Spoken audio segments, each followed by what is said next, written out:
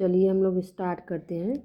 इसके पहले मैंने आपको 16 महाजनपद बताया था और उन 16 महाजनपदों में मैंने ये आप लोग को बताया था कि मगध सबसे शक्तिशाली महाजनपद हुआ और उसने अनेक महाजनपदों को आप अपने में विलय कर लिया और वहाँ के राज्य को अपने मतलब उस राज्य पर अपना अधिकार कर लिया। मैंने आप लोग को मगध की राजधानी भी बताई थी, गृहव्रज या राजगृह बताई थी। और हम लोग मगध के इतिहास में हम लोग 3 राजवंशों की चर्चा करेंगे, जिसमें आपका पहला है हर्यक वंश, दूसरा शिशुनाग वंश है, तीसरा नंद वंश है। अगर हम लोग मगध के इतिहास की चर्चा करते हैं तो हर्यक वंश के पहले मगध का इतिहास स्पष्ट नहीं है और मगध का उल्लेख हमें पहली बार अथर्ववेद में मिलता है, ऋग्वेद में नहीं मिलता है। और पुराणों से और महाभारत में मगध का उल्लेख मिलता है, उसमें मिलता है। उसमें सबसे प्राचीन राजवंश का संस्थापक बृहदत्त को बताया गया है। मतलब उनके कहने का तात्पर्य है कि मगध का जो सबसे प्राचीन राजवंश था वो वहाँ उसका संस्थापक था बृहदत्त। लेकिन यह सिर्फ पुराणों में मिलता है, अन्य कहीं नहीं मिलता है। अगला शासक आप लोग का अगला जो वंश आता है आपका हर्यक वंश आता है। और यह पहले ही बता दिया कि इसकी राजधानी आपकी राजगृह है, गृहव्रज थी।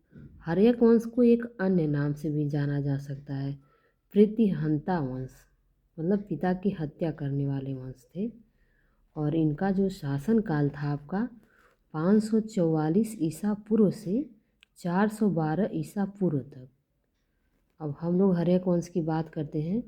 इसका जो सबसे पहला शासक था वह था आपका बिंबिसार और वह शासन करता है आपका 544 से 492 ईसा पूर्व। अगर हम लोग बिंबिसार के प्रारंभिक जीवन के विषय में बात करें तो बहुत स्पष्ट जानकारी नहीं मिलती है, ठीक है। अश्वघोष के बुद्धचरित में बिंबिसार को हर्यक कुल से संबंध बताया गया है। बिंबिसार का और भी नाम था, जैसे उसको श्रोणिक कहते थे। श्रोणिक उसका एक अन्य मतलब दूसरा नाम। जिस समय बिंबिसार गद्दी पर आया था उस समय मगध की स्थिति बहुत अच्छी नहीं थी। उसके आसपास के जो शासक थे वे शक्ति विस्तार में लगे हुए थे। जैसे उसके आस था वज्जी संघ जो मगध के उत्तर में स्थित था, वो अपनी सैनिक शक्ति का विस्तार कर रहा था। अन्य राज्य द्वारा विस्तारवादी की नीति अपनाई जा रही थी। वहीं कोसल और अवंती के जो शासक थे वह भी अपनी अपनी सीमा का विस्तार कर रहे थे।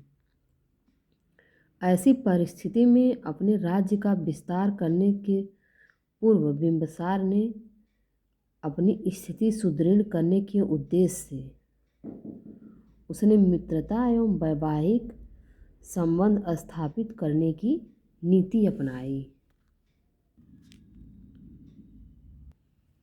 उसने अपने इस उद्देश्य की पूर्ति के लिए सबसे पहले उसने अवंती और गांधार के शासकों से मित्रता करना और प्रयासों से उनसे अवंती के राजा प्रद्योत और गांधार के राजा पुष्कर सारिन से समझौता करना था।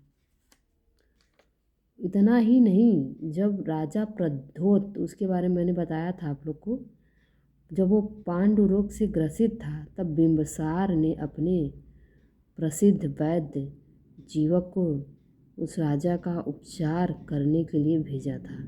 इस तरह दोनों में मित्रता जो है प्रगाढ़ हो गई। बिंबिसार ने अपने साम्राज्य के विस्तार के लिए उसने वैवाहिक संबंध स्थापित किए और उसने 3 राजवंश में अपना वैवाहिक संबंध स्थापित किया था। इसमें जैसे आपका पहला हो जाएगा, एक लिच्छवी गणराज्य है, वहाँ के शासक थे चेटक। उनकी पुत्री चेलना, उनका उपनाम भी मिलता है छलना, छलना के साथ विवाह किया था। और दूसरा मैंने कौशल आपको महाजनपद बताया था, तो कौशल नरेश वहाँ पे प्रसेनजीत की बहन महाकौशला से विवाह किया। और जब महाकौशला से विवाह किया इसने, तो दहेज में उन्हें काशी प्रांत प्राप्त हुआ। इसी प्रकार उसने अपना तीसरा विवाह मध्य देश है, जो आपका ये कुरु के समीप पड़ रहा था, वहाँ की राजकुमारी थी क्षेमा, उनसे विवाह किया। कूटनीति और वैवाहिक संबंधों द्वारा अपनी स्थिति जब इसने सुदृढ़ कर ली, उसके पश्चात बिंबिसार ने राज्य विस्तार के लिए सैनिक अभियान का सहारा लिया।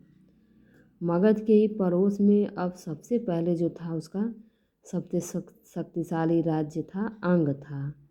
अतः बिंबिसार ने अंग पर कहा आक्रमण करने की योजना बनाई। उसने वहाँ पर आक्रमण भी किया और वहाँ का जो शासक था आपका ब्रह्मदत्त था, उसको पराजित किया और मार डाला और उसके राज्य पर अपना अधिकार कर लिया। और उसका पुत्र था अजातशत्रु। अजातशत्रु को नए प्रदेश के प्रशासक का भार भी सौंप दिया। इस प्रकार कूटनीति और वैवाहिक संबंधों और सैनिक अभियान के द्वारा बिंबिसार ने मगध राज्य का विस्तार किया। इतना ही नहीं, उसने प्रशासनिक एवं आर्थिक स्थिति भी सुदृढ़ की।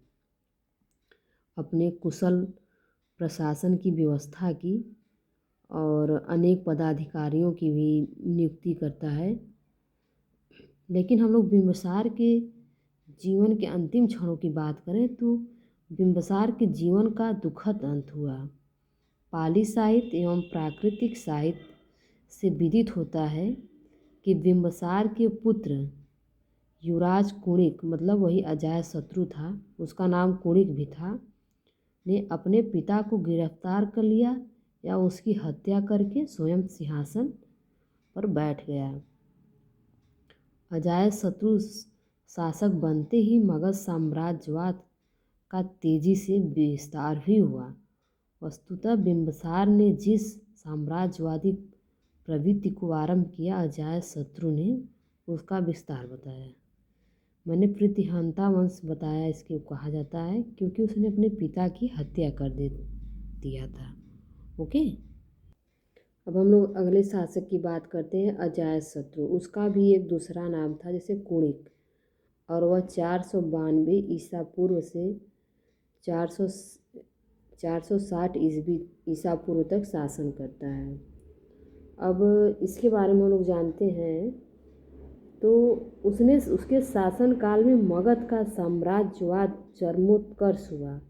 वह राजनीतिक सत्ता के शीर्ष पर पहुंच गया। अब इसका भी युद्ध हुआ था, उसको हम लोग जानते हैं किसके के साथ हुआ। कौशल के साथ इसका संघर्ष हुआ। अजातशत्रु को सबसे पहले कौशल राज्य के साथ युद्ध करना पड़ा। अभी थोड़ा पीछे जाने की कोशिश करिएगा। इस युद्ध का तत्कालीन कारण था कौशला देवी। कौशला देवी कौन थी?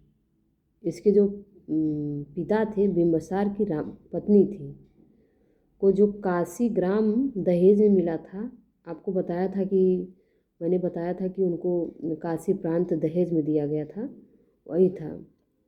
बिंबिसार की जब हत्या हो गई, हत्या के पश्चात कौशला देवी की भी मृत्यु हो गई, परंतु काशी ग्राम का राजस्व मगध को पूर्णतः मिलता रहा। ठीक है, आगे भी बोलते हैं हम लोग। कौशल नरेश प्रसेनजीत अपने बहनोई की हत्या, बहनोई मतलब आप लोग समझ सकते हैं बिंबिसार की बात कर रही हूँ, और बहन की मृत्यु हो से बहुत प्रभावित हुआ। उसने प्रतिहंता अजातशत्रु को काशी ग्राम का राजस्व देना अनुचित समझा और इसे बंद कर दिया। समझ गए होंगे आप लोग कि जो उनकी रानी थी वो भी मर गई, बिंबिसार भी मर गया, तो जो उन्हें लाभ हो रहा था काशी से वो मिलना बंद हो गया। तब अजातशत्रु ने वहाँ पर आक्रमण किया। वहाँ का शासक जो था वो आपको बताया ही है कि प्रसेनजीत था। पहले प्रसेनजीत की हार हुई, परंतु बाद में क्या होता है कि दोनों में समझौता हो जाता है, प्रसेनजीत और आपकी अजातशत्रु में। और फिर प्रसेनजीत ने अपनी पुत्री का विवाह, उसकी पुत्री का नाम था वजीरा, का विवाह अजातशत्रु से कर देता है। समझ रहे होंगे आप लोग।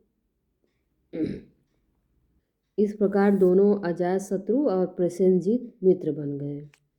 अब हम लोग दूसरे बात करते हैं वैशाली पर। वैशाली पर विजय कैसे प्राप्त किया था। अजातशत्रु का दूसरा महत्वपूर्ण कार्य वैशाली के लिच्छवियों को परास्त करना था। मैंने बताया था ना कि आपको लिच्छवी गणराज्य के शासक चेटक की पुत्री जो थी चेलना से विवाह किया था। थोड़ा उससे जोड़ के आप लोग देखेंगे तो ज़्यादा समझ में आएगा। जैन साहित्य से इस युद्ध के कारण पर प्रकाश पड़ता है। कहा जाता है कि मृत्यु से पूर्व बिंबसार ने अपने प्रसिद्ध हाथी सेयगण सेयगणक चेतनक उसका नाम था, और 18 लड़ियों वाला हीरे का हार अपनी पत्नी चेलना से उत्पन्न पुत्रों हल्य और बेहल को दे दिया था।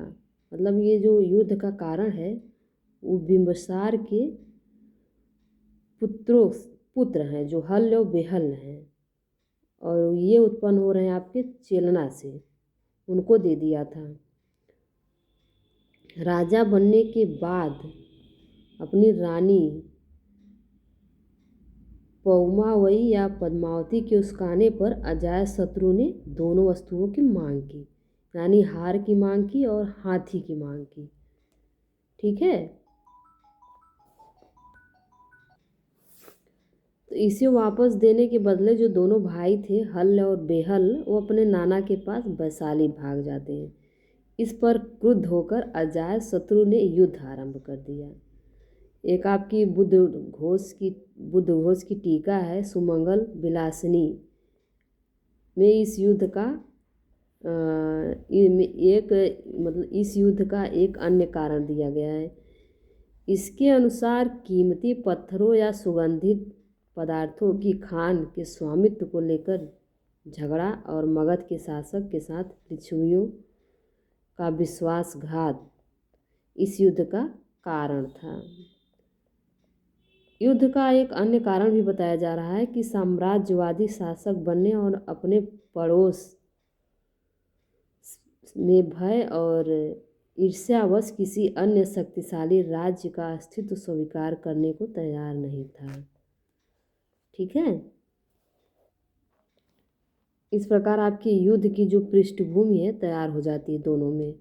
अजातशत्रु ने पाटलिपुत्र में एक दुर्ग का निर्माण करवाया जहाँ से युद्ध का संचालन किया जा सके, और उसका एक मंत्री था जिसका नाम था वस्कार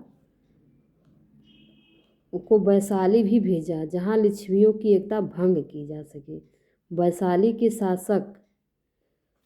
के जो शासक थे ने भी वज्जी संघ की सभा बुलाकर सबकी राय से युद्ध का निर्णय लिया।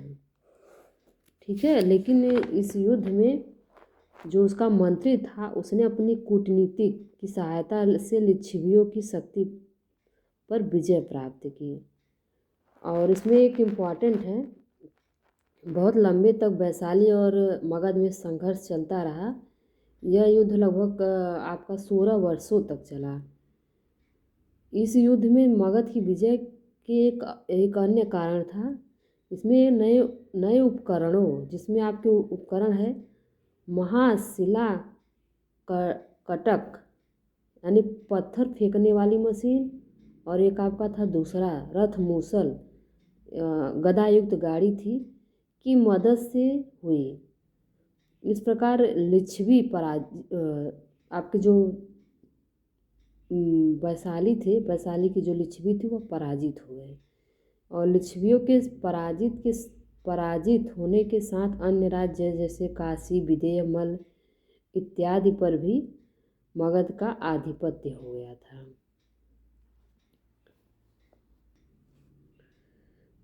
यह अजातशत्रु जो था वह बौद्ध और जैन दोनों मतों का पोषक था। उसके शासनकाल के 8वें वर्ष में बुद्ध को महापरिनिर्वाण प्राप्त हुआ और उसके अवशेषों पर उसने राजगृह में स्तूप का भी निर्माण करवाया। इसके शासनकाल में राजगृह में सप्तपर्णी गुफा में प्रथम वर्ष संगीति का आयोजन किया गया और बुद्ध की शिक्षा प्रथम संगीति का आयोजन किया गया और बुद्ध की शिक्षा को विभक्त किया गया, जिसमें आपका सुत्त पिटक और विनय पिटक बताया था। अब इसके साथ भी वही होता है कि इसकी हत्या इसके पुत्र उदयनी ने कर दिया था। अब उदयनी या उदयभद्र जिसका शासनकाल आपका है 460 ईसा पूर्व से 444 ईसा पूर्व। उदयनी ने गंगा और सोन नदियों के संगम पर पाटलिपुत्र या कुसुमपुर नामक नगर की स्थापना की तथा राजगृह से अपनी राजधानी वहीं परिवर्तित कर दी। इसने अपनी राजधानी पाटलिपुत्र कर दिया। इसके पहले आपको बताया था कि राजगृह थी। इसकी हत्या एक व्यक्ति ने छुरा घोंपकर कर दी थी। उदयनी के बाद उसके 3 पुत्रों अनिरुद्ध और दूसरा मुंडक और आपका तीसरा था नागदशक ने बारी बारी से राज्य किया। पुराणों अथवा कथा कोश में नागदशक का एक अन्य नाम दर्शक मिलता है। बाद में जनता ने इन प्रतिहंताओं को शासन से उतार कर शिशुनाग नामक एक योग्य उसका एक अमात्य था शिशुनाग वंश की नींव पड़ जाती है। ठीक है, अब हम लोग शिशुनाग वंश की चर्चा करेंगे। ओके, अब ये आपका एक वंश हर्यक वंश आपका यही कंप्लीट होता है। अगला हम लोग आप लोग का शिशुनाग वंश के बारे में चर्चा करेंगे, जिसका हम लोग हो सकता है अगला वीडियो अपलोड करें। इसको आप लोग पढ़ लीजिएगा। ठीक है, थैंक यू।